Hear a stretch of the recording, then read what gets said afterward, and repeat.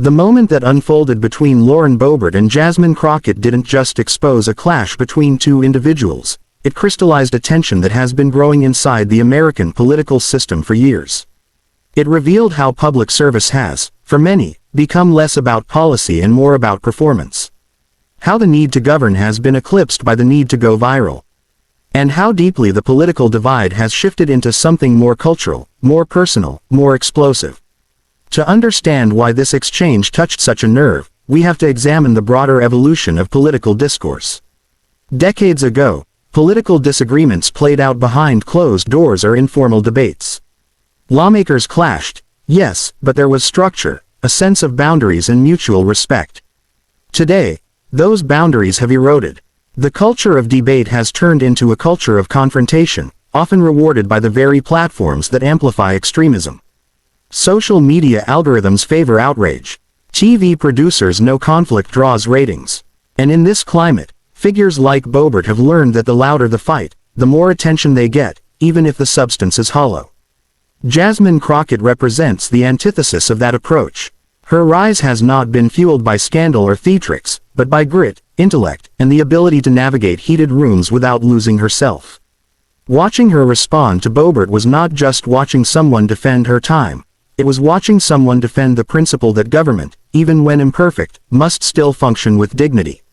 When she responded, she didn't scream. She didn't mock. She didn't storm out or escalate. She stayed seated. She spoke clearly. And she let her poise speak louder than any insult ever could. That moment, brief as it was, taught a lesson in leadership that goes far beyond politics. Think about classrooms across the country, where young girls, especially young girls of color, are watching this clip on their phones. What do they see? They see a woman who refused to be bulldozed, who maintained her cool while someone else lost theirs. They see someone who didn't let emotion cloud their argument but instead used their intelligence and composure to command the room. That matters. Representation isn't just about who sits at the table, it's about how they sit there, how they are treated, and how they respond when they are challenged. But here's the uncomfortable truth. For many viewers, the tension in that room wasn't surprising. It was familiar, because the dynamics that played out between Boebert and Crockett happen in boardrooms, classrooms, newsrooms, and dinner tables across America. The experience of being interrupted, talked over, dismissed, or accused of being emotional, or aggressive, for simply speaking directly, these are not rare occurrences. They're routine. And that's why the clip resonated on such a deep level. It wasn't just political, it was personal. Critics will argue that this was just another gotcha moment, another political sideshow exaggerated by the media. But that interpretation misses the point.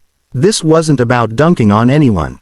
It was about confronting a systemic pattern, the erosion of respectful dialogue and the disproportionate way it affects certain people. Crockett didn't just respond to Boebert. She responded to every moment where the rules weren't applied equally. Every time composure was expected from some and chaos tolerated from others. Every time volume was mistaken for strength. The aftermath of the incident revealed even more. Boebert's base rallied around her, praising her for being unafraid to challenge the left. Her political allies framed her as a warrior against radical progressivism, spinning the event as another example of conservative voices being silenced. But this framing misses a critical truth. No one was silenced. What happened was that someone else, someone better prepared, more informed, and more in control, refused to surrender their time or their voice. And therein lies the fundamental misunderstanding of accountability.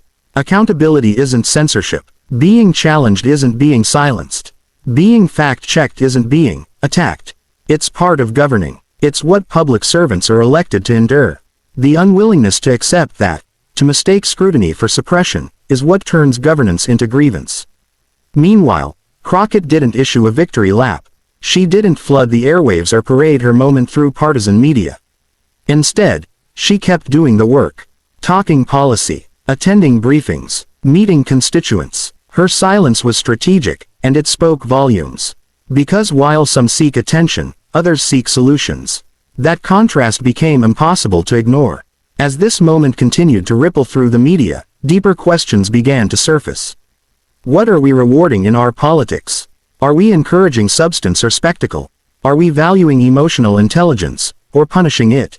And most importantly, who benefits when the rules of engagement are ignored? These aren't hypothetical questions. They shape real outcomes. When the loudest voice dominates the room, nuance disappears. When debates become shouting matches, complex issues get reduced to slogans. When interruptions are treated as strength, listening becomes weakness. And when lawmakers are more concerned about how they look in a 30-second clip than what they've done in a 30-page bill, the people lose. This is the state of modern American politics, and the Crockett-Boebert exchange is simply the latest exhibit. But it's also an opportunity. An opportunity to reevaluate what kind of discourse we want to uplift. An opportunity to teach the next generation that strength doesn't always roar, sometimes it listens. It corrects, it pauses, it reframes the conversation. And yet, this isn't a story about two women in Congress. It's a story about all of us. It's about the voter trying to make sense of conflicting narratives. It's about the young activist wondering if they have to scream to be heard. It's about the student watching C-SPAN and wondering, is this how grown-ups are supposed to act? It's also about the woman in a meeting who bites her tongue because she knows interrupting will be judged differently for her than for her male colleagues. It's about the man who wants to defend his point but knows that raising his voice might shut the door on real dialogue. It's about the parent teaching their child the difference between speaking up and speaking over. All of these stories are connected to that one viral clip. So where do we go from here? We start by remembering what the chambers of Congress are meant to represent, not just policy, but principle. Not just sound, but structure. If we want a politics that serves people, not egos, then we have to demand more than just viral moments. We have to demand thoughtfulness, respect, integrity, and yes, accountability. That doesn't mean we sanitize politics. Debate is essential, passion matters, but passion without purpose is just noise. And disruption without a plan is just theater. What Jasmine Crockett showed in that moment wasn't just grace under pressure, it was a blueprint for how to reclaim the room without lowering the standard. She reminded us that dignity doesn't mean being passive. That calling out chaos isn't rude, it's necessary. That maintaining control of your time, your tone, and your truth isn't weakness, it's leadership. And here's the final truth. Viral moments fade. The headlines will change. The memes will cycle. But what stays, what really lasts, is how we treat each other. How we show up in rooms of power. How we speak when the mic is ours. And how we listen when it isn't. In that 98-second exchange, something was exposed. But something was also modeled. A new kind of leadership. One that doesn't shout to be heard, but speaks so clearly, so truthfully, and with such conviction that no one can ignore it. That's what Jasmine Crockett did. And that's why the clip went viral. Because in a world trained to expect the worst from politics, she reminded us of what's still possible, a voice that commands, not by volume, but by vision. A presence that changes the room. And a moment that echoes far beyond the walls of Congress.